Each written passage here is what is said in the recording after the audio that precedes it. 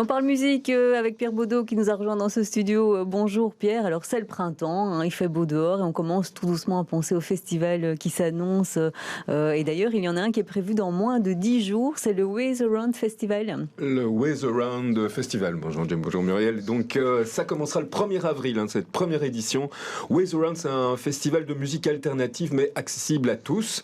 C'est une programmation principalement rock, un rock dans tous ses états. Donc il sera un peu punk, un peu électro, un peu pop, avec des groupes belges évidemment, hollandais, espagnols, français, anglais, comme le groupe Live que je vous recommande. Donc c'est 3 lieux qui vont accueillir ce festival. L'atelier 210 à Etterbeek, ce sera le 1er avril, puis le lendemain ça se passera au Brass à Forêt, et puis le dimanche, alors à l'Apothéose, ce sera dans une des boules de l'Atomium.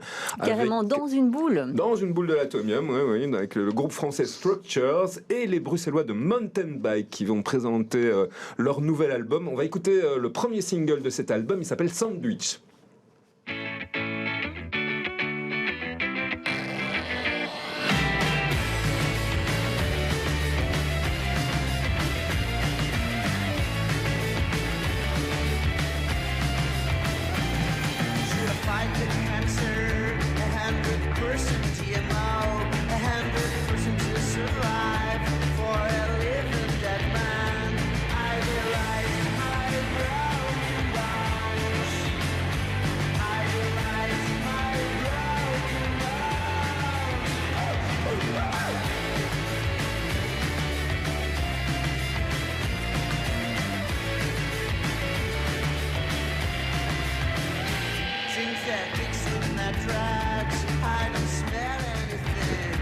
Donc c'est donc Mountain Bike avec leur nouveau single Sandwich. Donc ils présenteront leur nouvel album lors de ce Ways Around Festival.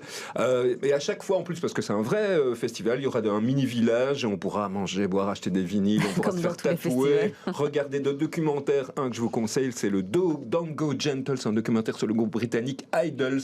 J'adore Idols. Enfin, je vous le dis comme ça. Là, on vous sent motivé là. Oui, je suis très motivé par le Ways Around. Je suis curieux de voir ça. Donc. Ok. Est-ce que vous êtes autant motivé par un autre qui aura lieu un peu après? Donc c'est le Core Festival. Ça c'est de la musique électronique. Oui, c'est plutôt électro. Et je suis aussi motivé par l'un que par l'autre. J'aime tout. Et donc ça tiendra au parc de Segem, donc le lieu de Couleur Café. Un peu dans le même esprit, le Core Festival. Donc c'est deux grosses machines. Derrière c'est Tomorrowland et Rockwerchter. Et donc 25 000 visiteurs attendus les 2 jours. Donc ce sera le 27 et le 28 mai. Donc ici, comme vous l'avez dit Muriel, c'est plus électro, dance, hip-hop, avec des talents émergents, mais aussi des têtes d'affiche, puisqu'il y aura Jamie XX de Blaze. Enfin, tout ça, c'est des musiciens. Si vous êtes un peu sur la scène électro, ils sont très très connus. Paul Kalkbrenner aussi, très très fort. Action Bronson. Et alors un musicien que moi j'adore aussi, c'est le Canadien Caribou, qui va revenir à longtemps et qu'on l'a plus vu à Bruxelles. J'adore ça. Le morceau s'appelle Odessa.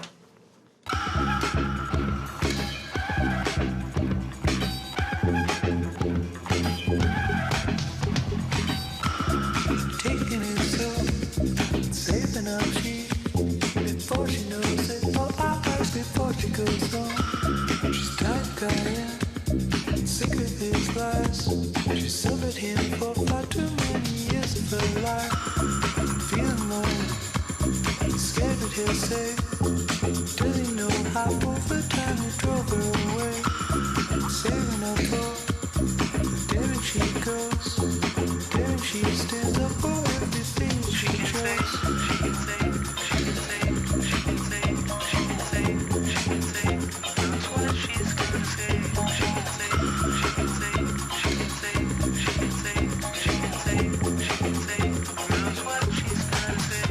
Ouais. C'était donc Caribou avec son morceau Odessa. Le Core Festival, il nous propose en tout cas plus qu'une expérience musicale, c'est ce qu'ils disent. On va profiter du parc de Segem, mais ils vont faire des installations artistiques, sonores, lumineuses, il y aura des expériences culinaires. Donc ce sera quand même un petit peu comme Couleur Café, mais sans la démesure, ou peut-être on en aura, on ne sait rien, de Tomorrowland, et évidemment sans la musique du monde qui est spécifique à Couleur Café. Bon, il faudra donc tester ce Core Festival. Bon, vous nous avez parlé de Couleur Café, là on s'approche de l'été et on sait que Couleur Café va avoir lieu. Par contre, pour le reste de l'été, que va-t-il se passer? Le BSF, c'est mort et enterré?